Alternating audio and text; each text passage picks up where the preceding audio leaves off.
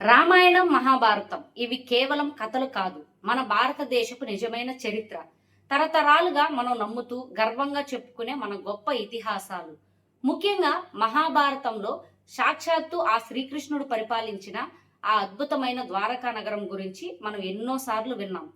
ఒకప్పుడు ఆ నగరం బంగారంతో, వజ్రాలతో వెలిగిపోయేదట.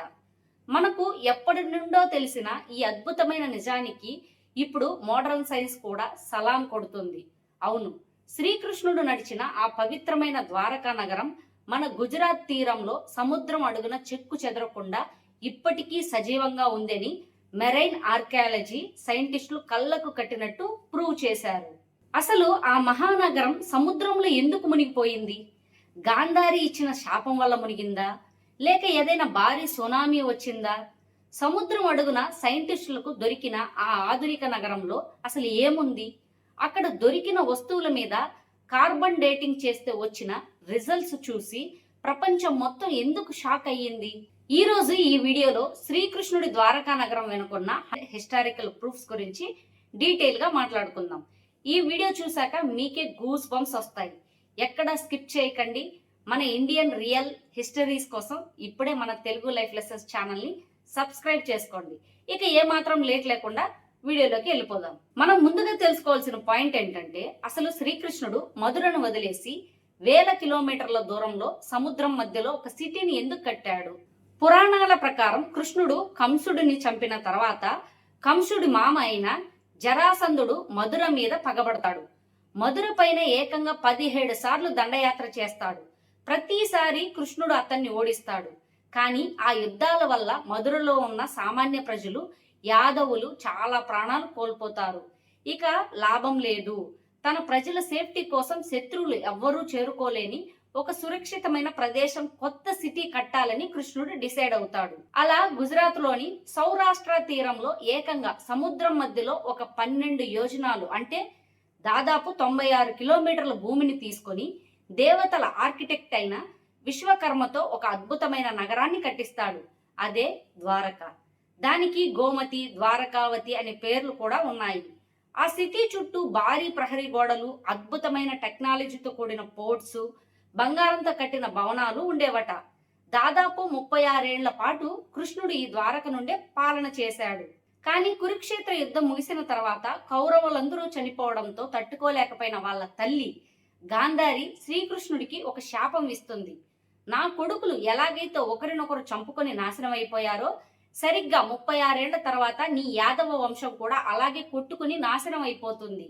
నీ ఈ ద్వారకా నగరం సముద్రంలో మునిగిపోతుంది అని శపిస్తుంది. ఆ శాపం ప్రకారమే కృష్ణుడు అవతారం చాలించిన 7వ రోజున ఒక భారీ ఉప్పెన వచ్చి ఆ మహానగరాన్ని మొత్తం సముద్రం అడుగుకి లాగేసుకుంది. ఇది మన పురాణాలు చెప్తున్న కథ. కట్ చేస్తే 1980వ దశకం. అప్పటి వరకు ప్రపంచం అంతా ద్వారక అనేది ఒక కల్పిత కథ అని అనుకున్నారు.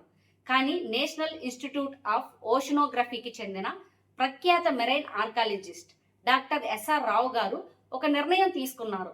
డాక్టర్ ఎస్ఆర్ రావు గారు ఎవరో కాదు, మన సింధు లోయ నాగరికతలోని లోతాల్ అనే పురాణ నగరాన్ని కనిపెట్టిన గొప్ప సైంటిస్ట్. ఆయన తన టీంని తీసుకొని గుజరాత్ లోని ప్రస్తుత ద్వారకా టెంపుల్ కి దగ్గరలో సముద్రం అడుగున అన్వేషణ స్టార్ట్ చేశారు. వాళ్ళు స్కూబా డైవింగ్ సూట్స్ వేసుకొని సముద్రం అడుగుకి వెళ్లారు. అక్కడ వాళ్ళు చూసిన దృశ్యం వాళ్ళ మైండ్ బ్లాంక్ అయ్యేలా చేసింది. సముద్రం అడుగున కిలోమీటర్ల కొద్దీ విస్తరించి ఉన్న ఒక భారీ నగరానికి సంబంధించిన శిథిలాలు వాళ్ళకు కనిపించాయి. పెద్ద పెద్ద రాతి గోడలు, బిల్డింగ్స్ కి వాడే పిల్లర్స్, అలాగే ఖచ్చితమైన ప్లానింగ్ తో కట్టిన రోడ్లు వాళ్ళకు దొరికాయి. ఇదంతా చూసి వాళ్ళకి అర్థమైంది ఏంటంటే, ఒకప్పుడు ఇది ఒక హైలీ అడ్వాన్స్డ్ సిటీ. సముద్రం అలల వల్ల రాళ్లు జారిపోకుండా ఉండటానికి ఇంటర్లాకింగ్ సిస్టమ్, అంటే ఒక రాయికి ఇంకో రాయి లాక్ అయ్యేలా అద్భుతమైన ఇంజనీరింగ్ తో కట్టిన ఒక సిటీ అది అని సైంటిస్టులు కన్ఫర్మ్ చేశారు. పురాణాల్లో హరివంశ పురాణంలో శ్రీకృష్ణుడు ద్వారక గురించి చాలా స్పష్టంగా ఒక విషయం రాసి ఉంది. ద్వారక అనేది సముద్ర మార్గంలో వ్యాపారం చేసే ఒక అతిపెద్ద పోర్ట్ సిటీ. ఆ సిటీలోకి ఎవరైనా ఎంటర్ అవ్వాలి అన్నా, బయటికి వెళ్ళాలి అన్నా ప్రతి ఒక్కరి దగ్గర ఒక ముద్ర ఉండాలి. ముద్ర అంటే ఈ రోజుల్లో మనం వాడుతున్న పాస్పోర్ట్ లేదా ఐడి కార్డ్ లాంటిది. ఆ ముద్ర మీద 3 తలలు ఉన్న జంతువు బొమ్మ ఉంటుంది అని పురాణాల్లో రాసి ఉంది. ఇక్కడ షాకింగ్ ఫ్యాక్ట్ ఏంటంటే డాక్టర్ ఎస్ఆర్ రావు గారి టీంకి సముద్రం అడుగున తవ్వకాల్లో రాగితో చేసిన కొన్ని నాణ్యాలు మరియు ఒక సీల్ దొరికింది. ఆ సీల్ మీద ఖచ్చితంగా పురాణాల్లో వర్ణించినట్లుగానే 3 తలలు ఉన్న జంతువు బొమ్మ చెక్కి ఉందట.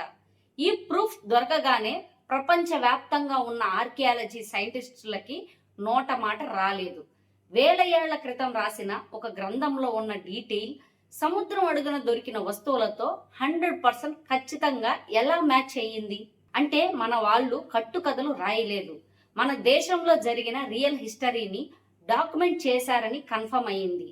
అంతేకాదు సముద్రం అడుగున కొన్ని వందల బరువున్న స్టోన్ యాంకర్స్ దొరికాయి. దీన్ని బట్టి ఆ రోజుల్లోనే అక్కడ భారీ ఓడలు వచ్చి ఆగేవి అని సైంటిస్టులు కన్ఫర్మ్ చేశారు. ఇదంతా ఒక ఎత్తు అయితే 2001లో గవర్నమెంట్ ఆఫ్ ఇండియాకి చెందిన national institute of ocean technology వాళ్ళు గల్ఫ్ ఆఫ్ ఖంబట్ దగ్గర పొల్యూషన్ టెస్టింగ్ చేస్తుండగా సోనార్ల టెక్నాలజీ ద్వారా సముద్రం అడుగున దాదాపు 9 కిలోమీటర్ల పొడవున్న మరో 2 పురాతన నగరాలను కూడా గుర్తించారు. అక్కడ వాళ్ళు సముద్రం అడుగు నుండి ఒక చెక్క ముక్కని బయటకు తీశారు. ఆ చెక్కను మరియు అక్కడ దొరికిన కొన్ని పళ్లను, ఎముకలను తీసుకొచ్చి మన ఇండియాలోని ల్యాబ్స్ కి, అలాగే జర్మనీలో ఉన్న ఇంటర్నేషనల్ ల్యాబ్స్ కి కార్బన్ డేటింగ్ అంటే ఒక వస్తువు వయసు ఎంత అని కనిపెట్టే టెక్నాలజీ కోసం పంపించారు. ఆ కార్బన్ డేటింగ్ రిజల్ట్స్ చూసి సైంటిఫిక్ కమ్యూనిటీ మొత్తం షేక్ అయిపోయింది. ఆ చెక్క ముక్క వయసు ఏకంగా 9000 నుండి 9500 సంవత్సరాలు అంటే క్రీస్తు పూర్వం 7500 బీసీ నాటిది. ప్రపంచంలో ఇప్పటి వరకు దొరికిన అత్యంత పురాతన నాగరికతలైన మెసొపొటోమియా, ఈజిప్ట్ లాంటివి కేవలం 5000 ఏళ్ల నాటివి. కానీ మన ద్వారక, మన ఇండియన్ సివిలైజేషన్ వాటికంటే కొన్ని వేల ఏళ్ల పురాతనమైనదని సైంటిఫిక్ గా ప్రూవ్ అయింది. కానీ ఇక్కడ ఒక పెద్ద డౌట్ వస్తుంది. గాంధారి శాపం వల్ల మునిగిపోయింది అనేది మన నమ్మకం, కానీ లాజికల్ గా, సైంటిఫిక్ గా ఒక అతి పెద్ద నగరం సముద్రంలో ఎలా మునిగిపోయింది? దీని మీద జియాలజిస్టులు, ఓషనోగ్రాఫర్స్ చేసిన రీసెర్చ్ లో 2 ఆన్సర్స్ బయటపడ్డాయి.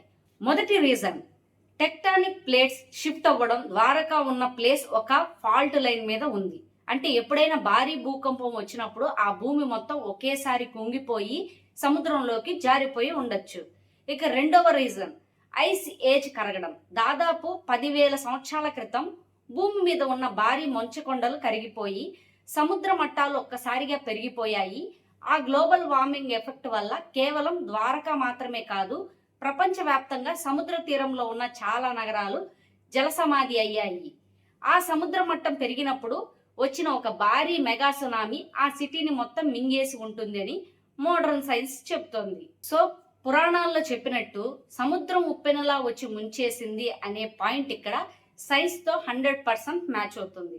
సో చూసారుగా ఫ్రెండ్స్, పశ్చిమ దేశాల వాళ్లకు దొరికిన చిన్న చిన్న ఎముకల్ని, రాళ్లని పట్టుకొని అదే ప్రపంచంలో అత్యంత గొప్ప హిస్టరీ అని గొప్పలు చెప్పుకుంటారు. కానీ మన దేశంలో సముద్రం అడుగున కిలోమీటర్ల కొద్దీ విస్తరించి ఉన్న ఒక అత్యంత అడ్వాన్స్డ్ నగరమే బయటపడింది. కార్బన్ డేటింగ్ లాంటి సైంటిఫిక్ ప్రూఫ్స్ అన్ని ఇది మహాభారతం కాలం నాటిదే అని చెబుతున్నాయి. మహాభారతం అనేది కేవలం ఒక మైథాలజీ కథ కాదు, అది మన ఇతిహాసం. ఇతిహాసం అంటే ఇలా జరిగింది అని అర్థం. అంటే అది మన నిజమైన హిస్టరీ. శ్రీకృష్ణుడు నడిచిన ఆ నేల, ఆ ద్వారకా నగరం ఈ రోజుకి సముద్రం అడుగున మన గొప్ప చరిత్రకు ఒక సజీవ సాక్ష్యంగా నిలబడి ఉంది. ఈ ఫ్యాక్ట్స్ అన్ని తెలుసుకున్న తర్వాత ఒక ఇండియన్ గా నిజంగా చాలా ప్రౌడ్ గా అనిపిస్తుంది కదా. ఈ ఇన్ఫర్మేషన్ నచ్చి ఉంటే ఖచ్చితంగా వీడియోని ఒక లైక్ చేయండి. కింద కమెంట్స్ లో జై శ్రీకృష్ణ లేదా జై హింద్ అని చెప్పి టైప్ చేయండి. ఈ నాలెడ్జ్ ని, మన రియల్ హిస్టరీని మీ ఫ్రెండ్స్ అండ్ ఫ్యామిలీ వాట్సాప్ గ్రూపుల్లో షేర్ చేయండి. ఇలాంటి మరిన్ని powerful real history facts and investigations కోసం అయితే మన తెలుగు లైఫ్ లెసన్స్ ఛానల్ ని ఇప్పుడే సబ్స్క్రైబ్ చేసుకొని ఆ పక్కనే ఉన్న బెల్ ఐకాన్ని యాక్టివేట్ చేసుకోండి. మరో వీడియోతో మళ్ళీ కలుద్దాం. Thank you for watching.